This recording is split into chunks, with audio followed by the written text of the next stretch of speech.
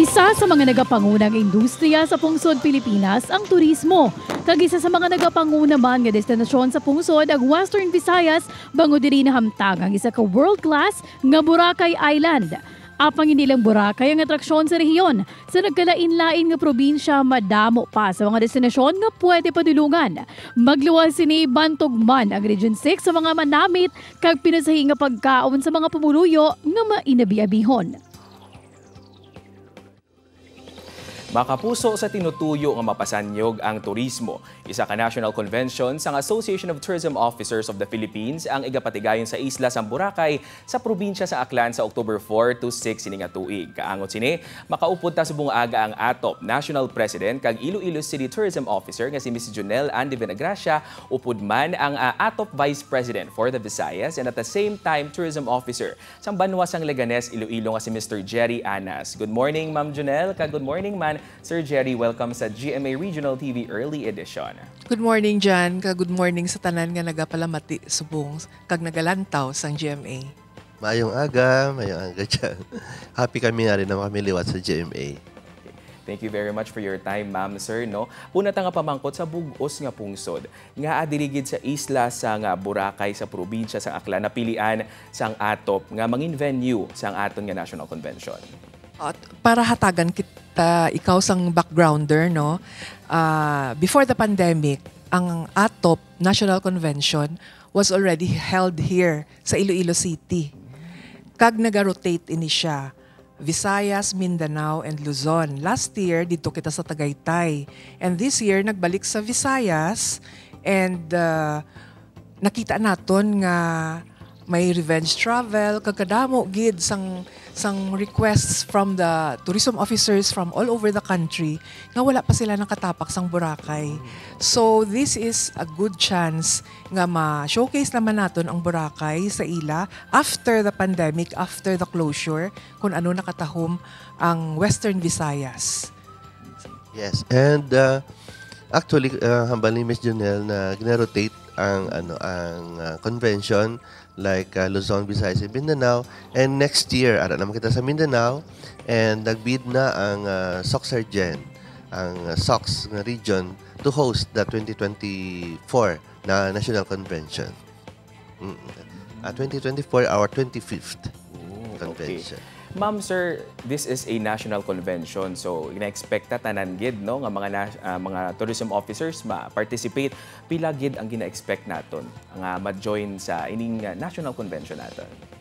Normally, 1,000 ang naga-abot kag naga-participar sa aton nga convention. But for now, though medyo gina-nervyos kami kay nakalabot na kami 1,200 ang aton nga registrants. And aside from the tourism officers, may ara kita nga mga tourism stakeholders nga naga-upod man sa aton kag mga LCEs, mga mayors, governors, kay we have a Pearl Awards night. Amo na siya ang pinaka-highlight naton. Okay. And maybe sir no kay naglabot na 1,200 maybe because kay sa Boracay di man held no damo excited magkadto sa Boracay. Yes, good. And nagimo kami sang system na dapat naka-online register and naka-pay before sang convention. And but kahit nga muna na ang amon nga system ginhimo damo gyapon sang gusto maglaga sa Boracay nga mag-register, so gin-discourage naman ang online ang on-site na registration para maisip natin kay ang aton nga venue is medyo gamay siya dito sa Boracay. Accommodate more than 1,000 tani pero subong nag 1,200 na kami.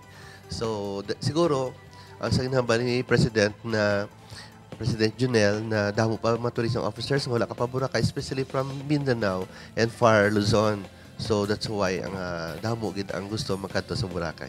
At least nakita natin ang interest nila nga not just because sa Boracay pero siguro ang common goal naton para mapasanyog pagid ang turismo sa ang aton pungsod. No, ang tema subong sang convention is ang tourism and green investment. Ano ang both silingon sang tema nga ni ma'am?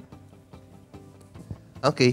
So need nato siguro mag-focus sa green investments kay nakita sa aton World Tourism Association, WTO, na ang need para sa aton tourism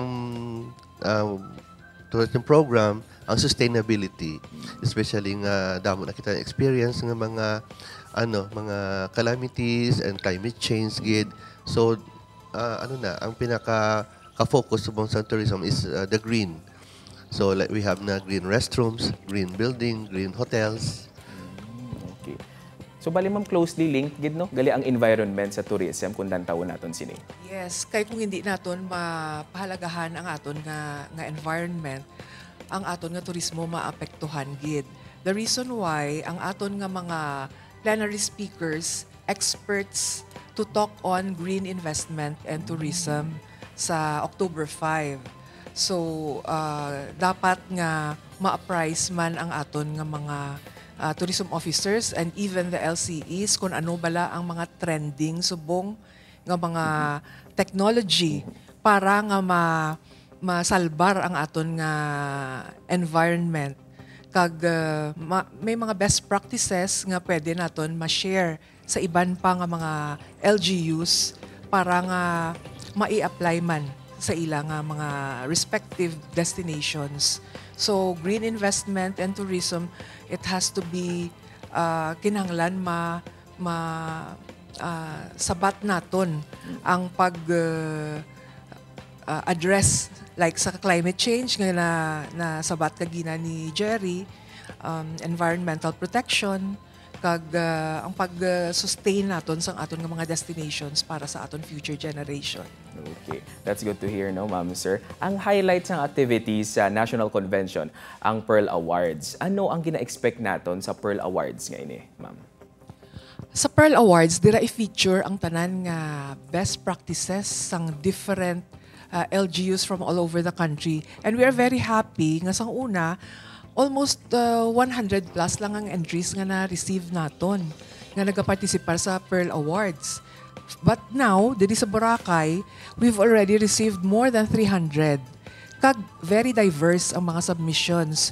May nakuha kita nga submissions from Basilan, from Surigao, Sorsogon, sa far-flung areas nga gusto i-feature kag ma-showcase ang ilang mga destinations kag best practices. So this is a very good platform para nga ma-showcase ang aton nga mga ginapanghimo sa tourism industry. And we want to help also all the tourism officers, we want to assist them para i-capacitate sila nga para mapasanyog pagid ang ilang pag-plan and preparar sa ilang tourism development plans. Okay. Sir, sa pag-host naton sa convention, ano ang benepisyos ni nga madala sa turismo sa Western Visayas? Ako gid sang madulong sini sa aton nga tourist receipts. Kay siyempre damo sa aton nga mga attendees nga mag-aagi. Some of them will be passing through Iloilo, ang iba dito sa Aklan, and maybe some are from Capiz. So through that, siyempre ang ma-use sila sa transportation and magamit sila sang mga services kag sa mga restaurants nga agyan nila. Ang pinakadako gid ang dito nga receipt nga mahatag naton sa Malay Aklan kay ang aton venue will be in Boracay. So every year look forward din sa mga host kag actually gaagaway ang mga host kung sino gusto mag-host ang ato convention tungod nakita nila ang benepisyo nga makuha nila out of the hosting. Medyo magasto man sila pero may balik gid para sa ilang mga residente kag sa mga negosyante sa ilang lugar. And ang Iloilo City is the gateway, di ba la? So, alagyan kita. Some of the tourism officers and LGUs naga-express na nga daan sang interest nga ma-stop over anay sila sa Iloilo after or before sang convention, matulog, ma-shopping, makaon because of the gastronomic experience diri sa syudad, kag ang paliwaliwa man after sang convention sa Boracay. And one more thing, nadamo sa ila ang nag-express sang interest nga mag-benchmark diri sa city. Sang mga matahom nga mga programa nga of course I want to congratulate Mayor Jerry sa amon nga sa iya nga latest feat subong, awardee siya sa Lingkod Bayan sang civil service, and he has been talking all over globally na to promote our city sang aton mga best practices.